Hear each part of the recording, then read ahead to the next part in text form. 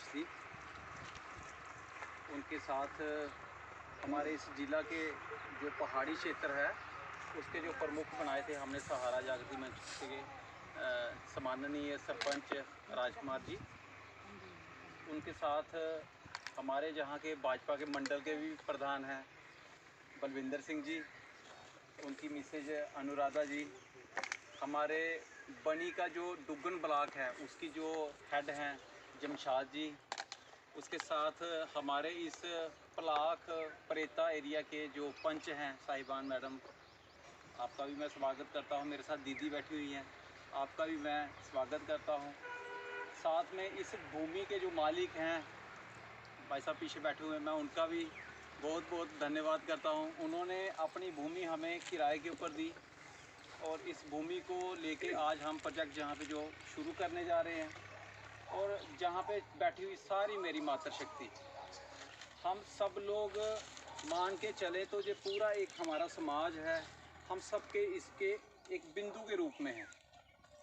माननीय प्रधानमंत्री जी पूरे भारत के अंदर इन माताओं बहनों को आत्मनिर्भर बनाने के लिए बहुत सारे ऐसे प्रयास कर रहे हैं, जिसमें से हम भी एक छोटा सा बिंदु उनके साथ जुड़े हुए हैं कि उनकी जो सरकारी स्कीमें हैं ताकि गांव-गांव के अंदर मेरी माता बहन घर के अंदर बैठे हुए कोई रिस्पेक्टफुली कोई काम कर सके, इज्जत की रोटी खा सके।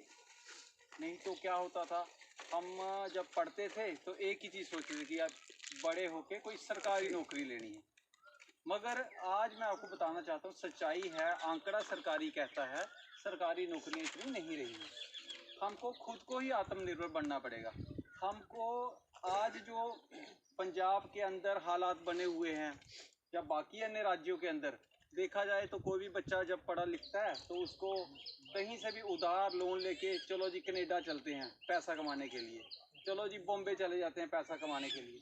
हमने कोरोना में ये सारी चीज़ें देखी। हमारे इन्हीं क्षेत्रों की बात करूंगा, इसी कर्म भूमि की बात करूंगा, पलाख की बात करूंगा या प्रेता की करूंगा। बड़े सारे ऐसे लोग थे जो बाहर काम करते थे और पैसा जब इकट्ठा हुआ था उनके पास, मगर आने के लिए व्यवस्था नहीं थी, तो कैसे आए? पैदल भी आए बड़े सारे लोग। उस चीज़ को जब हम याद करते हैं तो रूह कांप जाती है। तो संकल्प लिया, पहले तो हम खाली हल्दी का काम करते थे, हल्दी दे दी, लगा दो भाई, उग जाएगी तो खरीद लेंगे। उसके बाद सोचने को विवश हो गए। सेंट्रल गवर्नमेंट ने भी ऐसी प्रमुख ऑर्गेनाइजेशन को बुलाया कि भाई हम क्या कर सकते हैं अपने जम्मू कश्मीर के लिए। तो सब ने अपने अपने सुझाव दिए, क्यों ना कुछ महिलाएं, 4 महिलाएं मिलके, सरकार उनको कम सूद के ऊपर, ब्याज के ऊपर पैसा देगी, वो कोई काम खोलेंगी। तो काम खोलेंगी तो उनका काम वहीं से ही कोई ऐसी एजेंसी बिकवाने का काम करेगी। तो हम उस एजेंसी के रूप में, उस ऑर्गेनाइजेशन के रूप में, नॉन गवर्नमेंट ऑर्गेनाइजेशन के रूप में हम लोग सामने आए। हम लोग जम्मू कश्मीर के अंदर नेशनल अर्बन लाइवलीहुड मिशन एक ऑर्गेनाइजेशन है, सरकारी तंत्र है, उसके हम आरओ हैं पूरे जम्मू कश्मीर के, नीलम के। जैसे आप लोगों ने बड़ा नाम सुना होगा ना गांव के अंदर उम्मीद, ऐसे ही एक और है जिसको नीलम बोलते हैं। तो नीलम का आरओ होने के नाते हमने शहरों में भी लड़कियों को काम दिया। अब आज की डेट में माता वैष्णो देवी श्राइन बोर्ड में जितना भी फर्नाइल जा रहा है सब हमारी बहनें बना रही हैं। जितने भी मसाले बन रहे हैं, आप लोगों ने देखा ना, बड़े सारे दुकानों में मसाले होते हैं 10 रुपए का, उन मसालों को भी पैक करने का हमारी बहनें काम कर रही हैं। हमारी बहनें जो हल्दी उगाती थी, हम क्या करते थे, उस हल्दी को यही सोचते थे, सीधा एक ही था कि हल्दी उगाई, सुखाई और पाउडर बना दिया। पाउडर बनाया तो बाजार में बेचने से खुद खा लिया।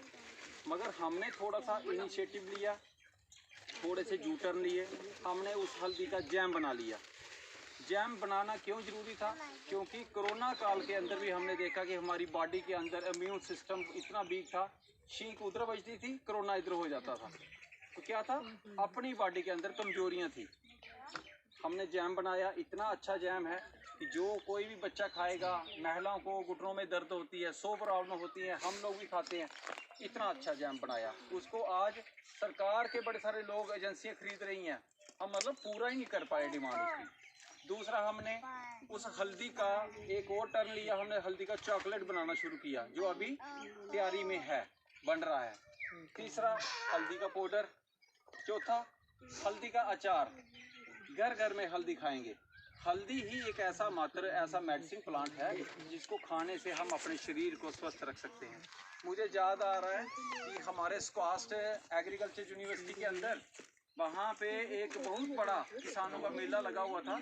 वहाँ के vice chancellor JP Sharma ji ने वहाँ के जो हमारे जम्मू कश्मीर की हेड हैं दीदी जी, उनको बुलाया हुआ था। तो वहाँ पे एक बहुत बड़ा हमारा स्टॉल लगा हुआ था। तो मुझे सौभाग्य प्राप्त हुआ वहाँ जाके वो हल्दी का बीज देने का। तो मुझे ऐसे ऐसे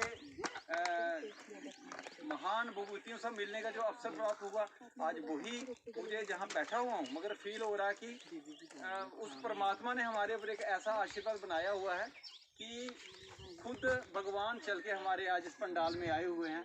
मैं इनका जोरदार ताड़ियों से भी स्वागत करना चाहता हूँ और दीदी जी को ये रिक्वेस्ट करना चाहता हूँ कि आप अपनी दिव्य दृष्टि, अपना आशीर्वाद हमें इस प्रोजेक्ट में सफल होने में दीजिए। और मेरी माताओं बहनों को मैं ये कहना चाहता हूँ कि सब माताएं बहनें एकजुट रहिए। आपके पीछे पूरी सरकार खड़ी है, जम्मू कश्मीर की गवर्नमेंट खड़ी है, सेंट्रल गवर्नमेंट खड़ी है। आपके साथ जितना भी जहाँ पे कोई काम हम और भी खोलने के लिए, मैं सम्माननीय सरपंच जो है हमारे राजकुमार जी, मैं इनसे भी विचार करके हम और गाँव में भी इनको खोलने का काम करेंगे। कि कोई बहनें मसाले पैकिंग का काम करना चाहती हैं, कुछ बहनें जो हैं जो हल्दी का अचार बनाने का काम करना चाहती हैं, कुछ बहनें जो हैं जहाँ पे ये जो अपना फर्नाइल है वो बनाने का काम करना चाहती हैं। तो अलग अलग चरणों में हम लोग काम करेंगे। कुछ लोग गोट फार्मिंग का, कुछ लोग इस तरह का वर्टिकल फार्मिंग का। तो मेरा पर्सनल इंटरेस्ट ये है कि मैं इन दो भाइयों के साथ जब जुड़ा था तो आज से 2 साल पहले इन्होंने पूरा कंधे से कंधा मिला के गाँव-गाँव में जाके लोगों को जोड़ा। और इनकी रिस्पेक्ट के कारण ही मैं इस दर खिंच के आता था कि इनके साथ जब कभी उस तरह का बर्ताव होता था कि आप लोग आए दोबारा दिखे नहीं, आपके संजीव जी नहीं दिख रहे, तो मुझे एक होता था कि एक एग्जाम्पल जहाँ पे इस पहाड़ी क्षेत्र में खड़ी करनी है, ताकि जब हमारे सम्माननीय सरपंच जी को कोई पूछे भाई आप लोग हल्दी हल्दी करते थे अब कहाँ हैं, तो ये बता सके। तो चलिए मेरे साथ प्रेता में हमारे बिंदु भाई साहब हैं, ये भी बता सके जहाँ पे एक हमारा प्रोजेक्ट है। हमारा एक डुग्गन में भी है, हमारा एक हटली मोड़ में भी है, हमारा एक अर्जोरी के अंदर है, एक हमारा उधमपुर के जगानू के अंदर है। 50 लाख की लागत से हम लोग कश्मीर में भी खोलने जा रहे हैं। तो इस तरह से डिफरेंट एरियाज़ में हम काम कर रहे हैं। जम्मू प्रोविंस की बात करें तो सिर्फ हल्दी के ऊपर काम कर रहे हैं। कश्मीर के अंदर काम कर रहे हैं तो वो सिर्फ केवल केसर के ऊपर काम कर रहे हैं। और लद्दाख में चले जाएं तो वहाँ हम हिंग को लेके काम कर रहे हैं। तो 3 क्रॉप को हमने पकड़ा हुआ है, जिसको हमने शक्ति बनाया हुआ है। वो शक्ति जो है आप लोगों के द्वारा ही तैयार हो रही है। इस छोटे से इस भाषण में मैंने गागर में सागर बनने की कोशिश इसलिए की कि आपको पता चल सके कि हम लोग कहाँ कहाँ की किस तरह से कैसे कैसे और किन लोगों के साथ मिलके हम काम कर रहे हैं। धन्यवाद।